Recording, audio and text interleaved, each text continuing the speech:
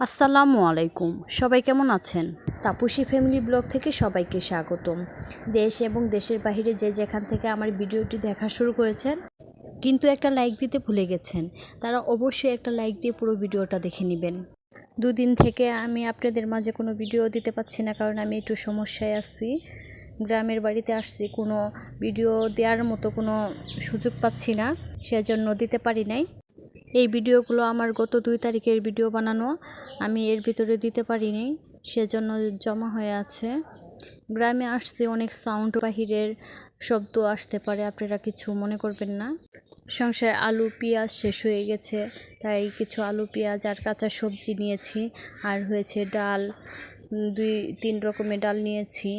আর হয়েছে টুকিটাকি সাবান, হুইল পাউডার, এগুলো আর কি যা যা লাগবে এগুলোই নিলাম। আর হয়েছে গ্রামে বাড়ি যাব, যেহেতু পার্সটা এর আগের পার্সটা নষ্ট হয়ে গেছে, সেজন্য আপনাদের ভাইয়া বলে ছোটো মোটো একটা পার্স ব্যাগ নিয়ে দেই। আমি বলেছিলাম যে তোমার পছন্দের নিয়ে আসো, কোনো সমস্যা নেই। তারপরও বললো যে না, চলো যাই ঘুরে আসি একটু।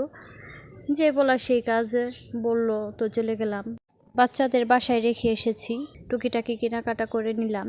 বাচ্চাদের পছন্দের বিস্কিট নিয়ে নিলাম, নিয়ে তারপরে হয়েছে যাওয়ার পথে রাস্তায় পরে দুজনে 2 পিস সমোসা খেতে খেতে পরে রাস্তায় চলে যাচ্ছি। আর ভাবলাম যে রাস্তার আশেপাশে একটু ভিডিও শ্যুট করি।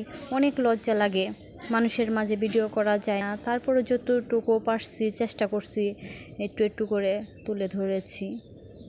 ফাইনালি বাসায় এসে এখন দেখেন এই যে ব্যাগগুলো কেমন হয়েছে কমেন্টে জানাবেন। আপনাদের ভাইয়ার পছন্দেই, কিন্তু জাস্ট আমি শুধু শু হিসেবে গেছি আর হয়েছে পাশে ছিলাম, এইটুকুই। আমি বাজারে গেলে মনে হয় ভালো করে চয়েস করতে পারি, অনেকগুলো দেখলে কেমন যেন একটা লাগে, কনফিউজ লাগে, কোনটা নিব তো কোনটাই করব। বরাবরই আপনাদের ভাইয়াই চয়েস করে নিয়ে আসে, আর হয়েছে ওর চয়েসটা আমার কাছে অনেক ভালো লাগে। কাঁচা সবজি বাজার করতে গিয়ে তো আমি অবাক হয়েছি, এত দাম, প্রচুর পরিমাণে সব সবজি। এখন সব সবজির দামই বেশি, বেগুনটাও 80 টাকা, আর হয়েছে বড়া খাওয়ার জন্য মোটা বেগুনগুলো তো 100 টাকা, 110 টাকা, 20 টাকা, এরকম অবস্থা। সবচেয়ে সমস্যায় পড়তে হয় নিম্ন মধ্যবিত্ত পরিবারে আর হয়েছে মধ্যবিত্ত পরিবারের ফ্যামিলিদের, কারণ বাজারঘাট এত দাম হলে ওদের তো হাতে নাগালে বাহিরে থাকে, কেনাকাটা করা খুব সমস্যা হয়ে যায়। যতটুকু আয়ের চেয়ে ব্যয় বেশি। যাই হোক, টুকিটাকি বাজারগুলো নিয়ে আসছিলাম, এগুলো আমি বাজারগুলো গুছিয়ে নিব এখন। দেখেন এইটুকু ধনেপাতা 40 টাকা দাম, সিম তো অনেক দাম, সিম, টমেটো, তারপরও 250 গ্রাম নিয়ে আসছি এক সন্ধ্যা খাওয়ার মতো। আর হয়েছে এদিক দিয়ে কয়েল, তারপর 2 রকমের ডাল, শুকনা মরিচ, এগুলো নিয়ে এসে এখন সুন্দর করে গুছিয়ে নিব। একটা মাসকালাই ডাল আর একটা হয়েছে বুটের ডাল। বাচ্চারা বুটের ডাল দিয়ে মুরগির মাংস মাঝে মধ্যে রান্না করলে খিচুড়িতে খুব ভালো লাগে। 2-3 রকমের সাবান নিয়ে আসছি, বিমবার নিয়ে আসছি, তারপরে হুইল পাউডার, এগুলা টুকিটাকি সংসারে যা যা যাবতীয় লাগে নিয়ে তারপরে গুছিয়ে রাখলাম। পপকর্ন, বাচ্চারা তো পপকর্ন ভাজা খায়, এটা তো খুব পছন্দ করে। ডালটা দেখেন, ডালের প্যাকেটটা ছিঁড়ে গেছে খোসা লেগে, ভাগ্যিস রাস্তায় পড়ে নাই। ডালগুলো সুন্দর করে আমি এই যে একটা কাচের বয়মে রেখে দিলাম, রেখে পরে মাসকালের ডালগুলো একটা কাচের জেলির ডিব্বাতে রেখে দিলাম। কেন জানি আমার কাচের ডিব্বাতে রাখলেই ভালো লাগে। আর হয়েছে যে শুকনো মরিচগুলোও রেখে দিব। শুকনো মরিচগুলো ফ্রিজে না রাখলে ভিতরে কেমন যেন ছাই হয়ে যায়, ফ্যাকাইশে ধরে যায়, পরে আর খাওয়া যায় না। এখন তো আরও বর্ষাকাল। আর দেখেন এই যে ড্রেসিং টেবিলে আমি এখানে সব শুকনা বাজারগুলো আমি গুছিয়ে রাখি, ঘরে জায়গা নাই কি আর করার। আর এখন এই যে বাচ্চাদের বিস্কিট, চানাচুর, এগুলো আমি গুছিয়ে একটা নুডলসের ডিব্বাতে সুন্দর করে গুছিয়ে রেখে দিব। রেখে পরের দিন, এটা আগের দিনের ভিডিও রাত্রের বেলা, আর হয়েছে পরের দিন সকালবেলা বৃষ্টি ছিল, প্রচণ্ড বৃষ্টি। তো আপনাদের ভাইয়া বলছে যে খিচুড়ি রান্না করতে, 2-3 রকমের ডাল দিয়ে খিচুড়ি রান্না করো, খেতে অনেক ভালো লাগে। ফাইনালি আমি মসুরির ডাল, মুগের ডাল আর হয়েছে বুটের ডালটা যে সিদ্ধ করে দিলাম। 2-3 রকমের ডাল দিয়ে খিচুড়ি রান্না করলে বরাবরই খুব টেস্ট হয়, আমার কাছেও ভালো লাগে। আর কোনো কিছুই লাগে না, এই খিচুড়ি দিয়েই সকালে নাস্তাটা হয়ে যায় মাশাল্লাহ। ফাইনালি যা যা মশলা লাগে আমি সব মশলাটা দিয়ে সুন্দর করে কষিয়ে নিলাম। কষানো হয়ে গেলে পরে চাউল যে ধুয়ে রেখেছিলাম, এই চাউলটা দিয়ে আমি সুন্দর করে অনেকক্ষণ ভেজে নিব। পোলাও খিচুড়ি একটু বেশিক্ষণ ভেজে নিলে ডিপ খিচুড়ি এবং কি পোলাওটা অনেক সুন্দর হয়, সেজন্য আমি ভেজে আর হয়েছে গরম পানিটা দিয়ে দিলাম।